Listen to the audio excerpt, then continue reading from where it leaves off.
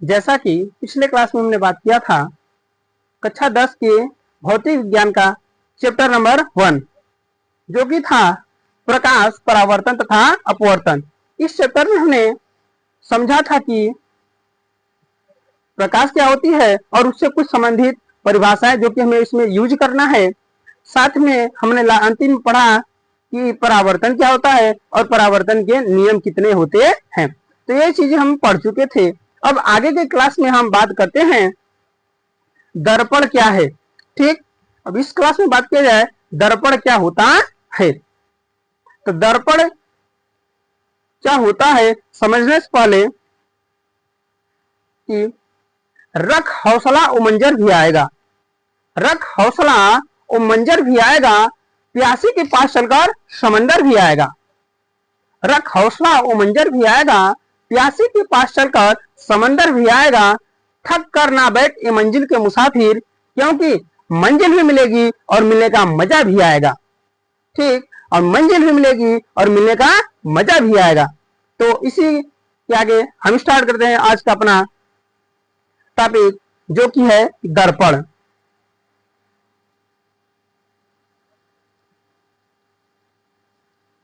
इसे इंग्लिश में मिरर कहते हैं, मिरर।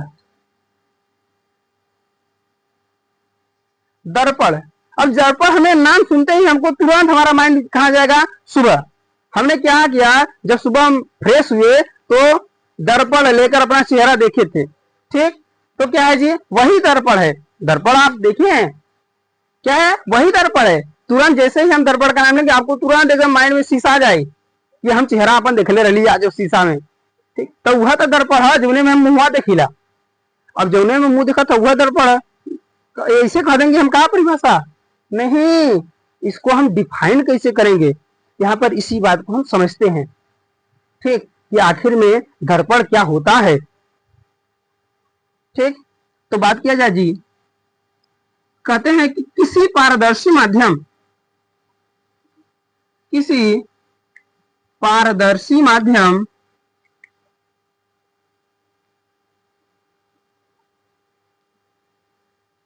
माध्यम इसे में क्या है, कांच के एक तल को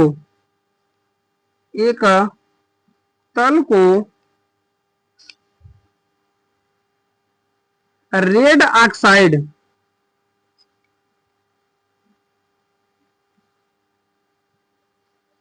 ऑक्साइड से कलई कर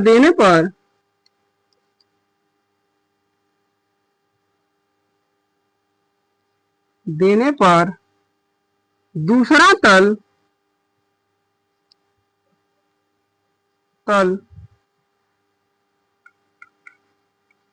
परावर्तक तल बन जाता है।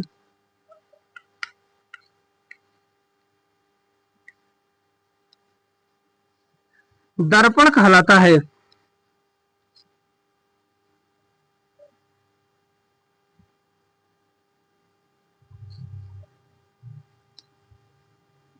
ठीक, हमने क्या बोला, किसी पारदर्शी माध्यम जिसे मैं कांच को ले लिया और उसके एक सतह को रेड ऑक्साइड से कलई कर दिया। जैसे ही हम एक सतह को कलई करते हैं उसका जो दूसरा तल है वह परावर्तक तल बन जाता है। इसे हम दर्पण कहते हैं। जैसे यह हमारी हथेली है तो इसके कितने सतह, 2 सतह। वैसे ही अगर यह मानते हैं कांच है तो इसके भी कितने का सतह होंगे जी, 2 सतह। ठीक, तो इसी के एक सतह को हम क्या करें, रेड ऑक्साइड से कलई कर दे। जब रेड ऑक्साइड से हम इसे रंग देते हैं तो जो दूसरा सतह होता है यह परावर्तक सतह बन जाता है, जिसे दर्पण कहते हैं। ठीक, जिसे ही हम क्या कहते हैं जी, दर्पण कहते हैं। जैसे कि यह हमने एक कांच ले लिया जी, यह एक कांच ले लिया और इसके एक सतह को रेड ऑक्साइड से कलई कर दिया। किसे जी, रेड ऑक्साइड से कलई कर दिया। जैसा कि हमने यहाँ पर एक कांच लिया है और उसे कलई कर दिया, किससे जी, रेड ऑक्साइड से। रेड ऑक्साइड से हमने उसे कलई कर दिया। अब जैसे ही हमने एक सतह को रेड ऑक्साइड से कलई किया, उसका जो दूसरा सतह था वह परावर्तक सतह बन जाता है। उसका दूसरा सतह परावर्तक सतह बन जाता है, जिसे दर्पण कहते हैं, जिसे दर्पण कहते हैं। ठीक, तो इसे हम क्या कह रहे हैं, दर्पण। ध्यान देना कि कलई करने के लिए हम केवल रेड ऑक्साइड का ही प्रयोग नहीं करेंगे, बल्कि हम इसे कलई करने के लिए रेड ऑक्साइड की जगह पर पारा का भी प्रयोग कर सकते हैं, जिसे मरकरी कहते हैं। ठीक, पारा का भी प्रयोग कर सकते हैं। साथ ही हम चांदी का भी प्रयोग कर सकते हैं। कलई करने के लिए हम पारा का भी प्रयोग कर सकते हैं और चांदी का भी प्रयोग कर सकते हैं। तो यह था हमारा एक्चुअल में दर्पण क्या होता है। तो हमने समझा कि किसी पारदर्शी माध्यम जैसे में कांच की एक सतह को रेड ऑक्साइड से कलई कर देने पर उसका दूसरा सतह परावर्तक सतह बन जाता है, जिसे दर्पण कहते हैं। ठीक, अब बात करते हैं दर्पण के प्रकार की। तो दर्पण मुख्यतः दो प्रकार का होता है। दर्पण मुख्यतः दो प्रकार का होता है। ठीक, क्या बोला गया जी, दर्पण मुख्यतः दो प्रकार का होता है। पहला समतल दर्पण, समतल दर्पण। दूसरा जी गोलीय दर्पण।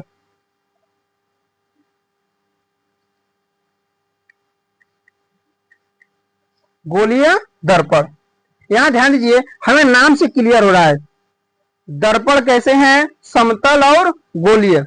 नाम से स्पष्ट होता है इसका जो परावर्तक तल है वह कैसा होगा, समतल, जबकि इसका परावर्तक तल गोलीय। तो ऐसा दर्पण जिसका परावर्तक तल समतल होता है, समतल दर्पण कहलाता है। ऐसा दर्पण जिसका परावर्तक तल समतल होता है, समतल दर्पण कहलाता है। जैसे यहाँ पर हमने बनाया है, तो यह जो दर्पण है यह समतल दर्पण है। यह जो दर्पण है यह कैसा जी, समतल दर्पण है। अब बात करें गोलीय दर्पण। तो ऐसा दर्पण जिसका परावर्तक तल गोलीय होता है, ऐसा दर्पण जिसका परावर्तक तल गोलीय होता है, गोलीय दर्पण कहलाता है। ठीक, जैसे यहाँ पर अगर हम देखें, ठीक, तो यह एक प्रकार का क्या है जी, गोलीय दर्पण। इसका यह क्या हो गया, परावर्तक तल, परावर्तक तल। क्लियर। तो यह कैसा है जी दर्पण, यह गोलीय दर्पण है। तो जब दर्पण का परावर्तक तल गोलीय होता है उसे गोलीय दर्पण कहते हैं, और जब दर्पण का परावर्तक तल समतल होता है उसे समतल दर्पण कहते हैं। तो ये थे हमारे दर्पण के प्रकार। अब बात करते हैं जी गोलीय दर्पण के प्रकार। ठीक, यह तो हमारे थे दर्पण के प्रकार। अब हम बात करते हैं गोलीय दर्पण के प्रकार। तो गोलीय दर्पण मुख्यतः दो प्रकार के होते हैं। ठीक, गोलीय दर्पण जो है यह दो प्रकार का होता है, दो प्रकार का होता है। ठीक, पहला जी अवतल, दूसरा उत्तल। पहला हमने बताया अवतल, दूसरा उत्तल। तो सिंपल से परिभाषा जी, ऐसा दर्पण जिसका परावर्तक तल अवतल हो, ऐसा दर्पण जिसका परावर्तक तल अवतल हो उसे अवतल दर्पण कहते हैं। ठीक, ऐसा दर्पण जिसका परावर्तक तल अवतल हो उसे अवतल दर्पण कहते हैं। ठीक, जैसा कि यह एक दर्पण है, तो इसका जो परावर्तक तल है, ठीक, वह यह है। तो यह जो परावर्तक तल है क्या जी, अवतल है। तो इसी दर्पण को हम क्या नाम देंगे, अवतल दर्पण कहते हैं। उत्तल क्या है जी, तो ऐसा दर्पण जिसका परावर्तक तल उत्तल हो उसे उत्तल दर्पण कहते हैं। जैसे यह हमारा दर्पण है, तो इसके कलाई कर देने पर इसका ये जो बाहर का भाग है यह क्या जी, उत्तल होगा, उत्तल। ठीक, तो अवतल दर्पण क्या है जी, तो ऐसा दर्पण जिसका परावर्तक तल अवतल हो उसे अवतल दर्पण कहते हैं। उत्तल दर्पण ऐसा दर्पण जिसका परावर्तक तल उत्तल हो उसे उत्तल दर्पण कहते हैं।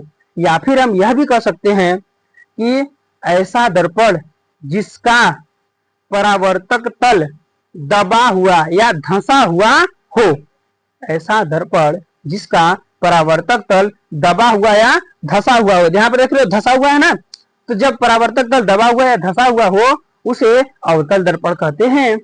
यहाँ पर जी कि ऐसा दर्पण जिसका परावर्तक तल उभरा हुआ हो, ठीक, उभरा हुआ हो उसे उत्तल दर्पण कहते हैं।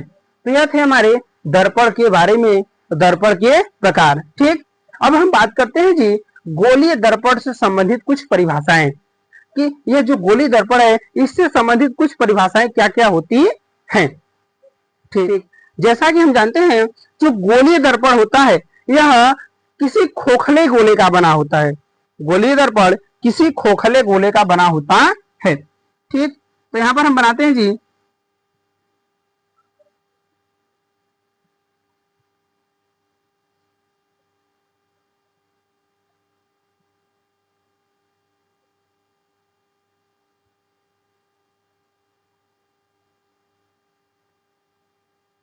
यह कोई खोखला गोला है जिसको हमने काट करके जिसको हमने काट करके एक दर्पण का निर्माण किया है जी।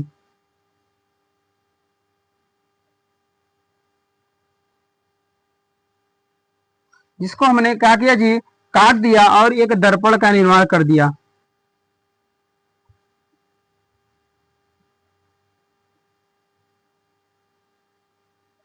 ठीक, यह कोई गोला था जिसको हमने काट कर एक दर्पण का निर्माण किया है, गोलीय दर्पण का।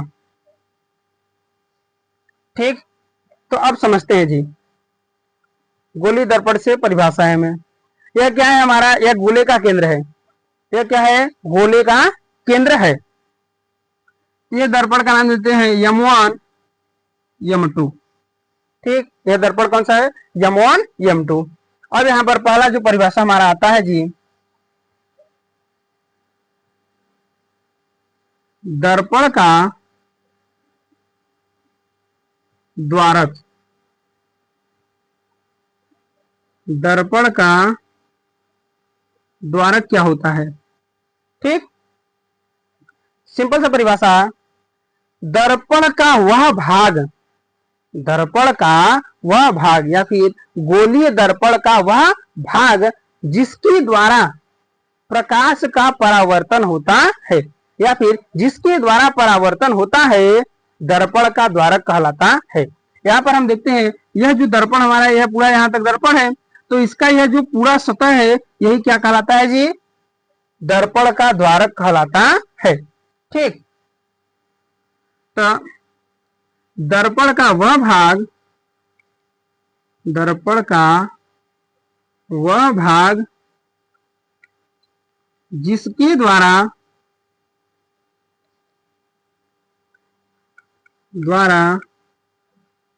परावर्तन होता है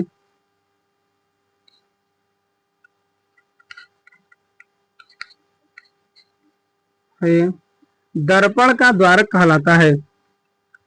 दर्पण का द्वारक कहलाता है।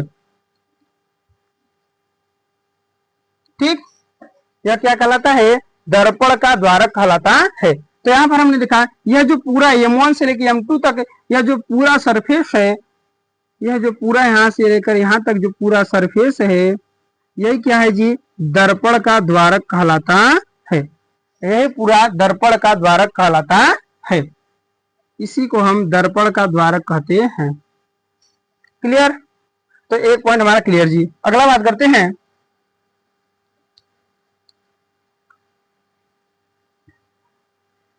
वक्रता केंद्र।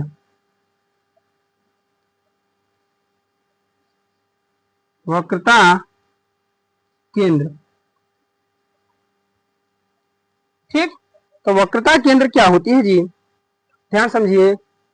यह जो गोलीय दर्पण जिस खोखले गोले का बना होता है, गोलीय दर्पण जिस खोखले गोले का बना होता है उसके केंद्र को वक्रता केंद्र कहते हैं।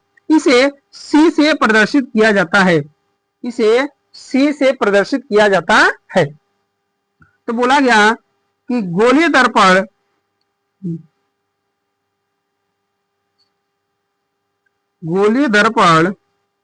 जिस खोखले गोले का बना होता है, ठीक, गोलीय दर्पण जिस खोखले गोले का बना होता है उसके केंद्र को दर्पण का वक्रता केंद्र कहते हैं, वक्रता केंद्र कहते हैं। ठीक, गोली दर्पण जिस खोखले गोले का बना होता है उसके केंद्र को दर्पण का वक्रता केंद्र कहते हैं। इसे सी से प्रदर्शित करते हैं, इसे सी से प्रदर्शित करते हैं। तो हमने समझा दो चीजें जी, दर्पण का द्वारक और वक्रता केंद्र। आगे बात करते हैं ध्रुव, थर्ड पॉइंट बात किया जाए जी, दर्पण का ध्रुव। ध्रुव क्या है, ठीक, तो सिंपल भाषा में यह क्या है, हमारा परावर्तक तल। क्या है, परावर्तक तल। तो परावर्तक तल के मध्य बिंदु को, परावर्तक तल के मध्य बिंदु को दर्पण का ध्रुव कहते हैं। परावर्तक तल के मध्य बिंदु को दर्पण का ध्रुव कहते हैं। इसे P से प्रदर्शित करते हैं, इसे P से प्रदर्शित करते हैं। तो दर्पण का ध्रुव क्या है जी, परावर्तक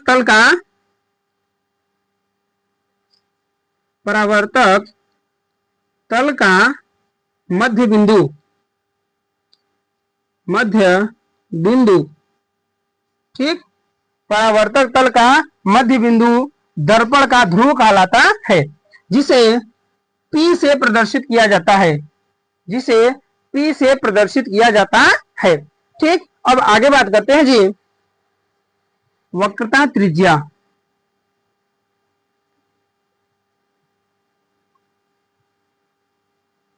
वक्रता त्रिज्या क्या होती है, ठीक, अब वक्रता त्रिज्या क्या है जी, तो सिंपल सा एकदम, वक्रता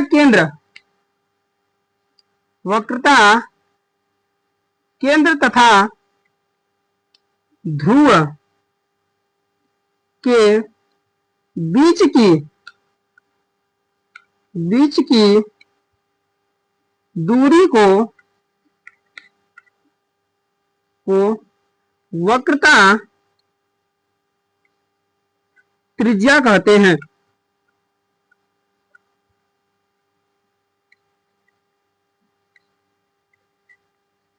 ठीक, वक्रता केंद्र तथा ध्रुव के बीच की दूरी को वक्रता त्रिज्या कहते हैं। इसे R द्वारा प्रदर्शित किया जाता है, इसे R द्वारा प्रदर्शित किया जाता है।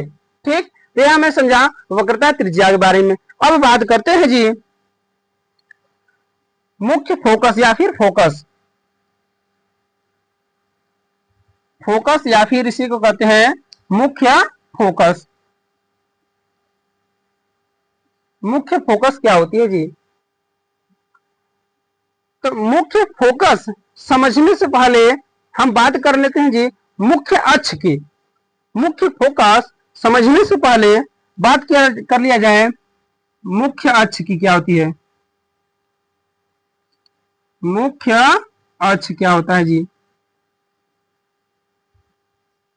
अब मुख्य अक्ष क्या है, सिंपल सा बात जी, वक्रता केंद्र तथा ध्रुव से होकर जाने वाली रेखा को, वक्रता केंद्र तथा ध्रुव से होकर जाने वाली रेखा को दर्पण का मुख्य अक्ष कहा जाता है। ठीक, वक्रता केंद्र तथा ध्रुव से होकर जाने वाली रेखा को दर्पण का मुख्य अक्ष कहा जाता है। ठीक, तो समझ में आ गया जी मुख्य क्या है, मुख्य अक्ष क्या है जी।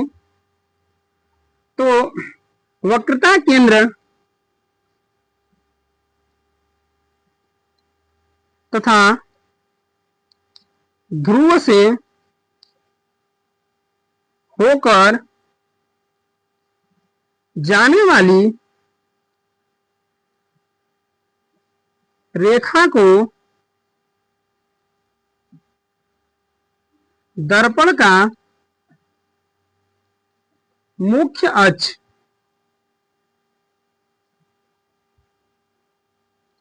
कहते हैं। ठीक, दर्पण का मुख्य अक्ष कहते हैं।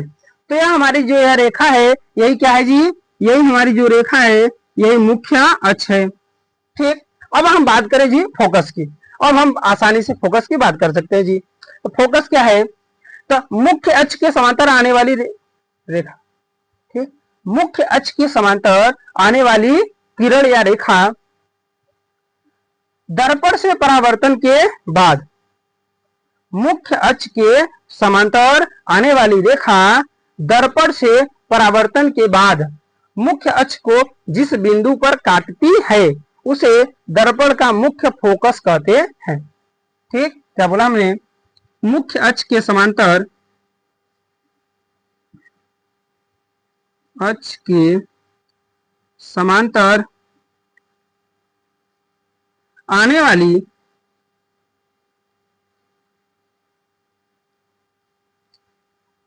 प्रकाश की किरण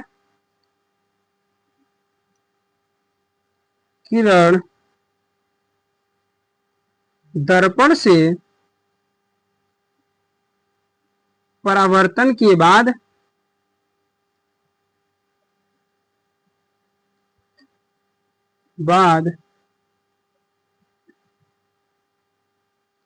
मुख्य अक्ष को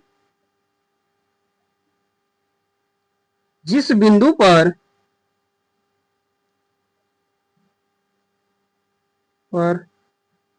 काटती है उसे दर्पण का मुख्य फोकस कहते हैं।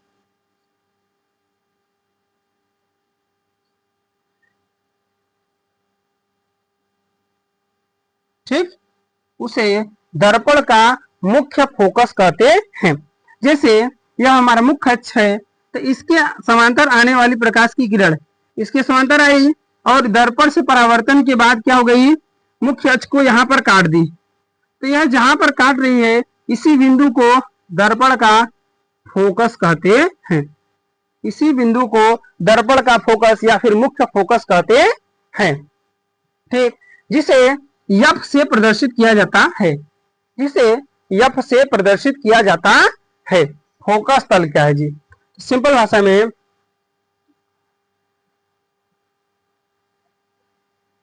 मुख्य अक्ष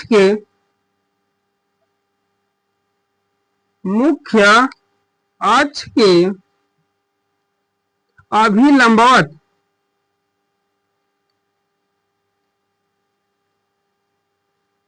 मुख्य अक्ष के अभिलंबवत खींचे गए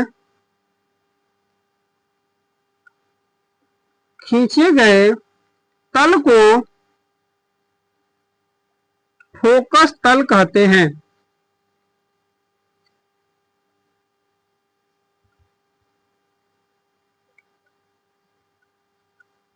क्या बोला हमने कि मुख्य अक्ष के अभिलंबवत खींचे गए तल को फोकस तल कहते हैं।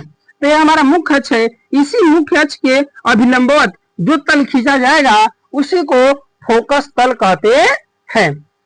ठीक, यह हमारा फोकस तल हो गया जी। अब बात करते हैं फोकस दूरी की। फोकस दूरी, अब फोकस दूरी क्या होती है। ठीक, तो फोकस दूरी क्या है जी, मुख्य फोकस तथा ध्रुव के बीच की दूरी को फोकस दूरी कहते हैं। दूरी कहते हैं। ठीक, मुख्य फोकस तथा ध्रुव, यह मुख्य फोकस और ध्रुव, इसी के बीच की जो दूरी है इसी को हम मुख्य फोकस कहते हैं, सॉरी फोकस दूरी कहते हैं। ठीक, अब फोकस दूरी को एफ से प्रदर्शित किया जाता है। फोकस दूरी को एफ से प्रदर्शित किया जाता है। इसे हम यह भी कह सकते हैं कि वक्रता त्रिज्या की आधी दूरी को, वक्रता त्रिज्या या वक्रता त्रिज्या क्या जी, यहां से लेकर यहां तक, तो वक्रता त्रिज्या की आधी दूरी को फोकस दूरी कहते हैं। मतलब कि एफ बराबर आर बाई टू, क्या बोला जी, एफ बराबर आर बाई टू, वक्रता त्रिज्या की आधी दूरी को फोकस दूरी कहते हैं। एफ बराबर आर बाई टू, यही क्या है जी, वक्रता त्रिज्या और फोकस दूरी में संबंध।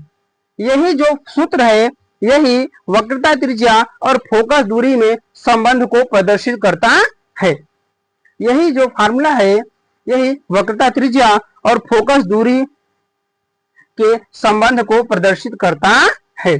ठीक, तो आज के टॉपिक में हमने बात किया जी दर्पण क्या है और दर्पण से संबंधित कुछ परिभाषाएं क्या होती हैं। ठीक, तो आज के लिए इतना, धन्यवाद। अब अगले क्लास में हम बात करेंगे कि दर्पण से बनने वाले प्रतिबिंब। ठीक, तो सभी से निवेदन है कि मेरे चैनल को सब्सक्राइब कर दीजिएगा, जिससे कि आपके आने वाले परीक्षाओं में आपको मदद मिले। ठीक, धन्यवाद जी।